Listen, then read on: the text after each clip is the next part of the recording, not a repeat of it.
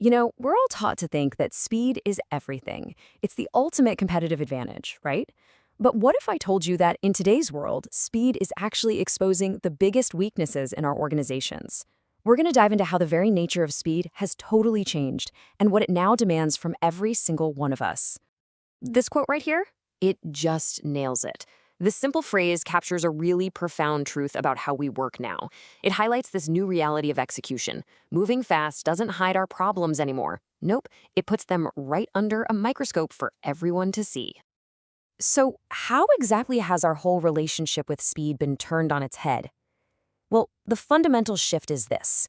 Speed has gone from being a kind of buffer, something that once concealed our problems, to a massive amplifier that now reveals them with, honestly, startling clarity. Think about it. In the past, the playbook was basically move fast and fix things later. We all just assumed speed could cover our tracks. But today, the exact opposite is true. Speed is like a spotlight, and it shines right on any unclear purpose or weak framework you've got. Vague thinking doesn't get hidden, it gets amplified. And those little mistakes, they don't just get corrected. They compound and they do it exponentially. And believe me, the fallout is instant. A poorly framed objective doesn't get lost in some long development cycle anymore. Instead, the consequences pop up right away. You see it in misaligned work, inefficient processes, and teams that are just strained and confused. This new reality, well, it forces our hand. It creates a critical demand, the need for absolute, undeniable clarity before you even think about taking action. This is what we call the principle of upstream clarity. So what is upstream clarity? It's really a discipline.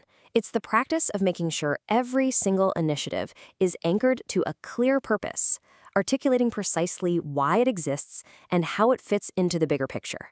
And doing all of that before a single dollar is spent or a single person is assigned. And this is a huge shift in how we have to operate. Ambiguity isn't just a little hiccup you can iterate on later. It's become a costly structural problem that shows up in the work almost immediately. Vague intentions just don't survive in this new environment. Okay, so clarity is key. But, it can't do the job all by itself. It needs a really powerful partner, and that partner is disciplined thinking. I see it all the time. There's this natural resistance to structured decision-making. People hear frameworks or process, and they immediately think of bureaucracy, something that's just designed to slow things down. But in reality, it's the total opposite. These frameworks, they aren't constraints at all. They're the essential support system, the scaffolding that actually allows speed to deliver meaningful results instead of just chaos. So what does this look like in practice? Well, it could be anything from mapping out exactly how decisions get made to visualizing the ripple effects of a choice or rigorously testing every idea against our core objectives. These disciplined approaches are what truly turn speed into an advantage. So here's the bottom line. Without discipline, speed is a risk multiplier. It just helps you do the wrong thing faster. But with discipline, speed becomes a force amplifier for your impact. It channels all that velocity, all that energy, directly toward the goals you actually want to achieve.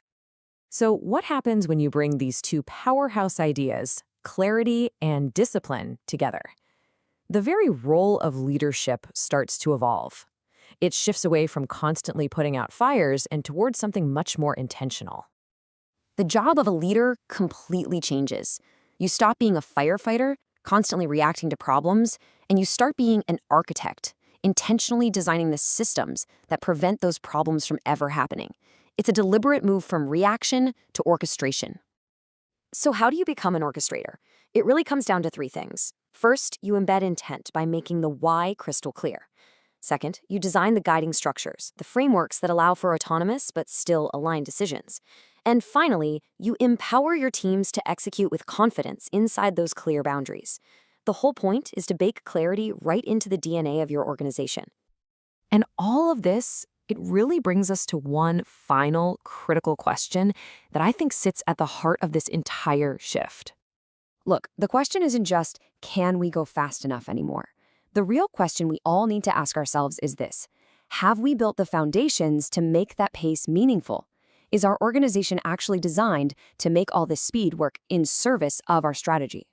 When you really boil it all down, The leaders who are going to win in this new era will be the ones who treat these three elements, clarity, discipline, and purpose, as the absolute core principles for everything they do.